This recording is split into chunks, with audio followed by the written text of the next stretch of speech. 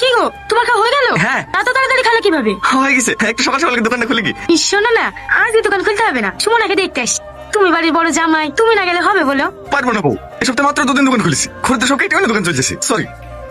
ও দোকানে থাকবে তুমি, আর বাড়ি আসবো না।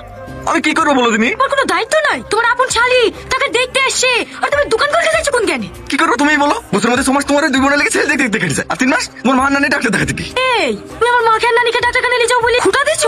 আমি কিন্তু ওভাবে। চুপ করো তুমি, আমার মা আর নানি মরে গেলে তোমার সাথে ডাক্তারখানে পাঠাবো। তুমি সবসময় আমাকে ভুল বলছো, বিশ্বাস করো আমি ওভাবে বলতে যাইনি। ও আমাদের দেখা ছেলেকে বিয়ে করবে নাকি? অন্য জায়গায় প্রেম করে? এ, সুমনা প্রেম করে? হ্যাঁ মানে সুমনা, তুই প্রেম করিস বলে? ও মা, আমি কেন প্রেম করতে যাবো? এসব উল্টোপাল্টা কথা কে বলেছে তোমাকে? তোর দুলা ভাই। আমি ওইভাবে বলিনি শোনা, তুমি সেদিন মোবাইলে চুমু খাচ্ছিলে না?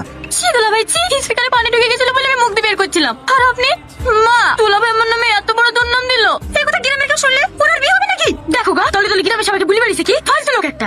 সেই লোকের সাথে বিয়ে করে আমার জান যেমন জ্বলে গেল। আমি যদি প্রমাণ করতে পারি সুমন প্রেম করে, আপনারা কি করবেন তাই বলেন? আমরা সারা জীবন তোমার গলা কাটবো।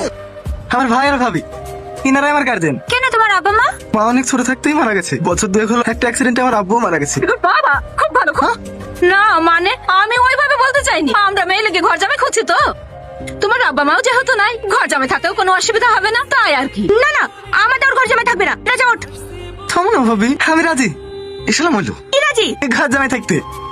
এসব তুই কি বলছি? অত বড় বাড়ি ছেড়ে তুই ঘর জামাই থাকবি? তুমি আর কথা বলো না ভাবি, মেয়ে আমার খুব পছন্দ।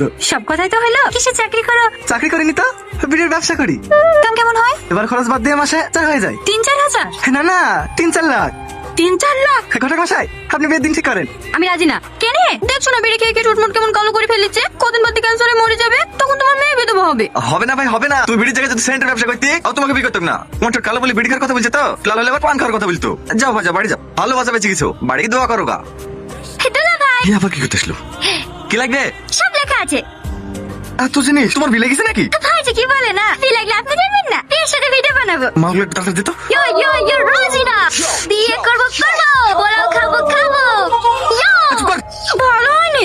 হ্যাঁ খুব ভালো হয়েছে, মাল সব দেওয়া হয়ে গেছে। 4200 টাকা দাও। তুমি আমার দুলাভাই হয়ে আমার সাথে টাকা চাইছো? বাবা, তোমার লজ্জা করে না নিজের শালীর সাথে টাকা চাইতে? ছি, আমি কি করবো তুমি বলো? ও প্রতিদিন আসবে, এসে রিলস বানানোর জন্য আয়দা ওয়াদা বলে সব নিয়ে চলে যাবে। লেবেই তো তোমার দুলাভাই না? আমি সব বুঝতে পারছি, এভাবে ফিতে দিতে থাকলে তো একদিন মাল কেনার পয়সা পাবো না, আমার ব্যবসায় বন্ধ হয়ে যাবে। আমার বোন কটা মাল দিয়েছে বলে তোমার ব্যবসা বন্ধ হয়ে যাবে?